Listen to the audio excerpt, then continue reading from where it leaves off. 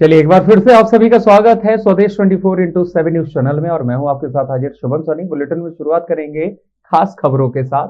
पहली खबर है बसना से, जहां विकास खंड के शासकीय प्राथमिक शाला बंसुला में पालक शिक्षक मेगा बैठक का आयोजन किया गया। इस कार्यक्रम में अतिथि के रूप में ग्राम के सरपंच नवीन साहू, जनपद सदस्य जन्मजय साव, पत्रकार अभय धृतलहरी, संकुल समन्वयक गोवर्धन डटसेना तथा पूर्व प्रधान पाठक एस.जी. पटेल उपस्थित थे। सर्वप्रथम अतिथियों के द्वारा मां सरस्वती के सम्मुख दीप प्रज्वलित करने के बाद कार्यक्रम का शुभारंभ किया गया और उसके पश्चात ही समिति के पदाधिकारियों के द्वारा सभी अतिथियों का स्वागत पुष्पहार और श्रीफल भेंट करने के बाद किया गया। पश्चात विद्यालय के शिक्षक राजेश भोई के द्वारा पालक शिक्षक बैठक के मुख्य बिंदुओं पर विस्तार से चर्चाएं की गई। इस अवसर पर सभी अतिथियों द्वारा उद्बोधन भी दिया गया।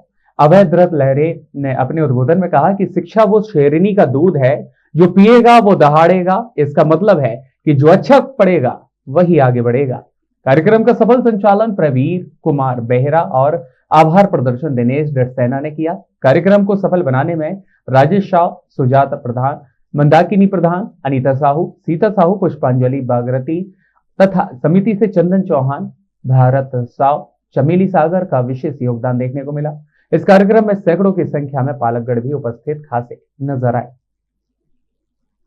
ये प्राथमिक शिक्षा और ये पूर्व माध्यमिक शिक्षा है, तो इसमें पहला पॉइंट जो है आज के एजेंडे के अनुसार मैं आप लोगों को थोड़ा ध्यान देंगे। सभी आप यहाँ केवल अपनी उपस्थिति देने नहीं आए हैं, इन बातों को ध्यान देंगे।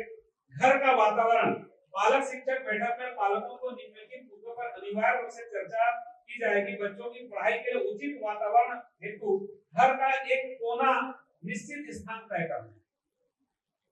जरूरी नहीं है इतना मकान या इतने कमरे अगर हैं किसी के यहाँ तो अच्छी बात है, अगर नहीं है तो भी एक या दो कमरे जहां भी हम रहते हैं बच्चों के लिए पढ़ाई का एक निश्चित, जैसे हम यहाँ क्लास में वो पूजा के लिए टेबल वहां रखती है निश्चित स्थान, तो ऐसे बच्चों की पढ़ाई के लिए भी आप एक जगह निश्चित कर दीजिए।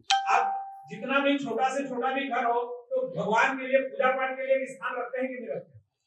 भले ही कहीं दीवार में एक पट्टा रख के ही वहां कोई मूर्ति या कोई चित्र स्थापित करके रोज हम वहां धूप अगरबत्ती पूजन करते हैं, वैसे ही ये शिक्षा भी एक पूजा है। इसलिए बच्चों के लिए भी आप लोगों से निवेदन है, पढ़ाई के लिए एक निश्चित स्थान उनके लिए निर्धारित कर दें और ध्यान दें कि बच्चा जब पढ़ाई करता है, घर में जितना भी पढ़ाई करता है उस जगह में वो बैठ करके निश्चित जगह में पढ़ाई करे। कोई कठिन काम है क्या? ये हो सकता है ना? तो आप सभी से ये सहयोग की अपेक्षा है।